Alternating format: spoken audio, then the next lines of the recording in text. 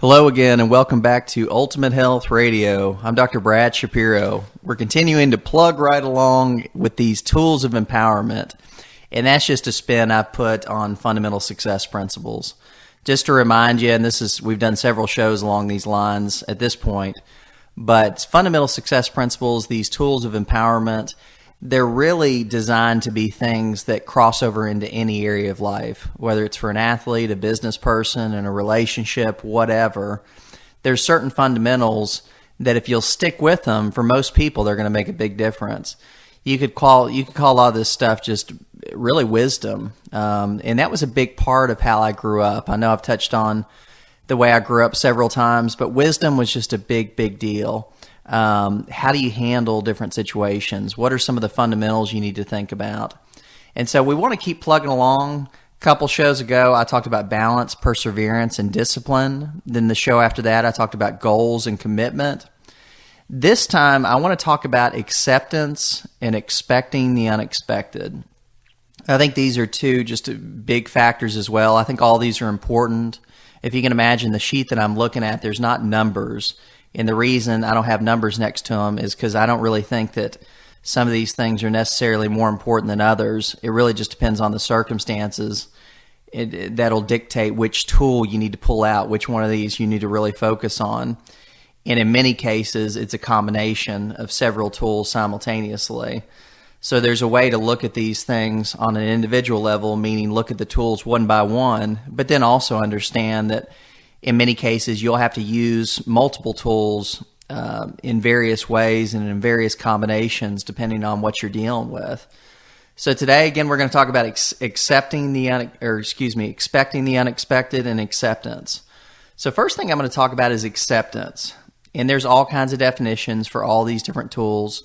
The definition that I chose for acceptance is recognizing a process or condition without attempting to change it or protest it.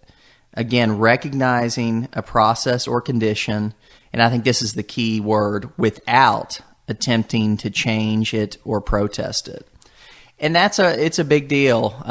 When you're faced with a situation that you're really wishing it was something other than what it is, when I'm sitting down with a patient and I tell them, listen, there's some certain things you're going to have to do to get healthier. And let's say it's an ultra sick patient. Let's say it's somebody that's really suffered for a long time.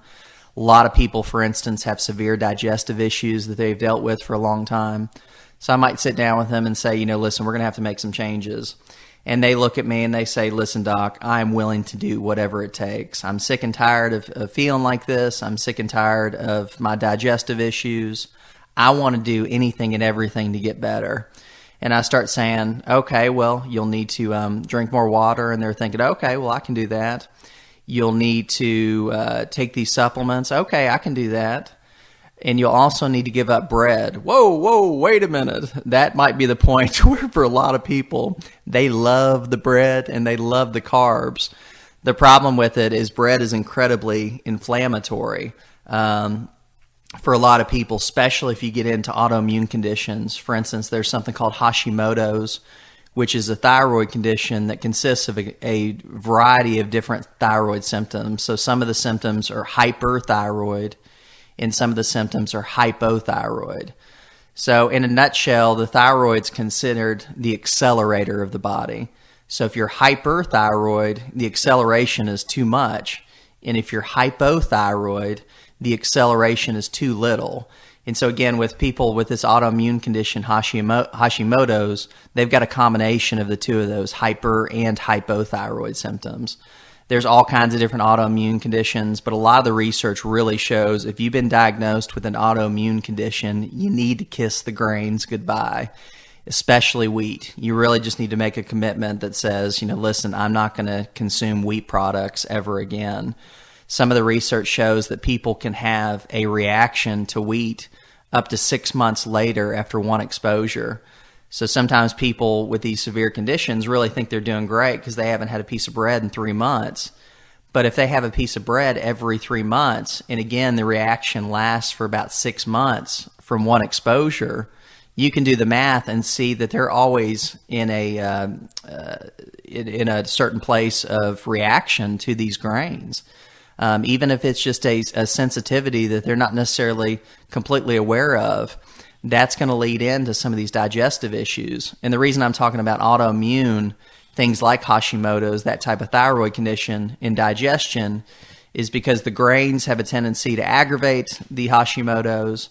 From there, it can cause leaky gut issues. You go round and round, you go. And so I might have a patient that comes in with what they feel like is digestive issues. It's really more of a primarily thyroid issue.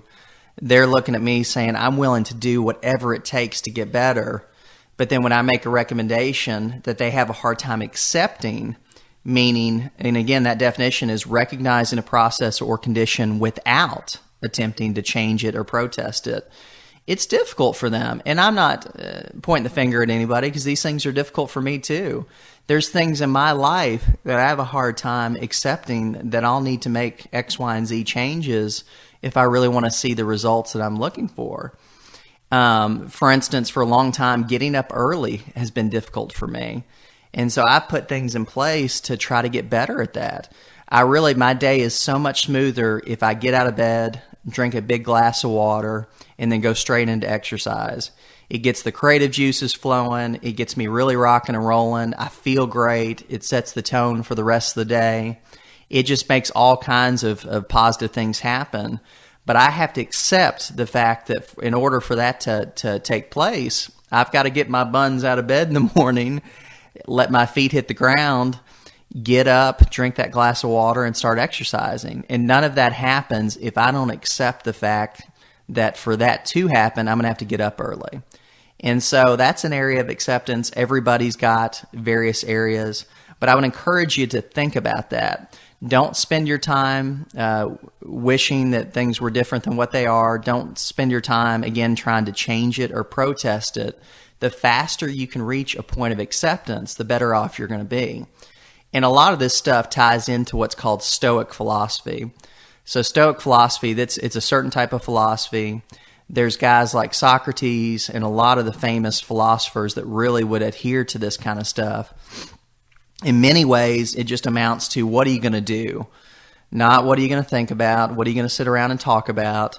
That's an interesting thing. In today's age, a lot of times people think that philosophy is about sitting around and sharing ideas, which that's a part of it. There's no question. But these guys also were very much doers. So they wouldn't just sit around and talk about these things. They would actually take action and do it. And in order to do it, they would have to accept certain things. They would have to accept the situations for what they are and take action. A great example of Stoic philosophy as it applies to acceptance is, God, help me to accept the things I cannot change, the courage to change the things that I can, and the wisdom to know the difference. So that basically says the past is in the past. There's nothing you can do to change it. You can go crazy. You can waffle it around in your mind. You can have 1,000 conversations about the past. But at the end of the day, you have to accept the fact that the past is in the past. That phrase also talks about what you're going to do in the here and now. What are you going to do right now to have an impact? When it comes to the future, there's no crystal ball. Nobody can tell you with absolute certainty what's going to happen in the future. But the best way to impact the future is the here and now, which takes action. You need to do something, even if it's doing nothing. And that's kind of a whole nother conversation. But again, it ties into acceptance. I'll say that phrase one more time. I know a lot of you guys have heard of this before, but God, help me to accept the things I cannot change. There's that word accept. The courage to change the things that I can. That's the idea of what are you going to do right now? And the wisdom to know the difference.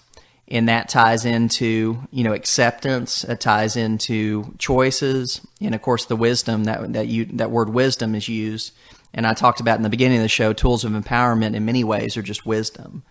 So that's acceptance. Next thing is expect the unexpected. And this just basically amounts, this is my own definition, but things will happen that are outside of our control. And this kind of ties into acceptance. A lot of times people will spend a lot of time just, again, wishing that this unexpected surprise, especially when it's a bad surprise, had not happened. And one of the best things you can do is just look at the situation for what it is, process as fast as you can, and then move forward. One of the things that I think is a great example of this is if you watch those Survivor shows on TV.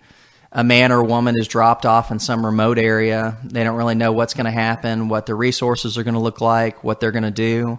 But the faster they can accept things for what they are, and the faster they can get used to expecting the unexpected, whether it's an animal that they weren't counting on encountering, or bad weather, all these unexpected things can potentially happen. And so I think the more people can get comfortable with just expecting the unexpected, not in a fear-based way, not where you're just afraid of everything, but also not where you're completely taken off guard when things that are outside of your control spontaneously happen, because that's part of life. You know, Christ said that there will be trials and tribulations. There will be challenges. And so getting to a point of accepting that and getting used to expecting the unexpected, I think can really make a huge difference for people. So with that, I'm going to go ahead and close out. I appreciate you guys listening to me. Hope this helps. I'm going to continue down this road of tools of empowerment.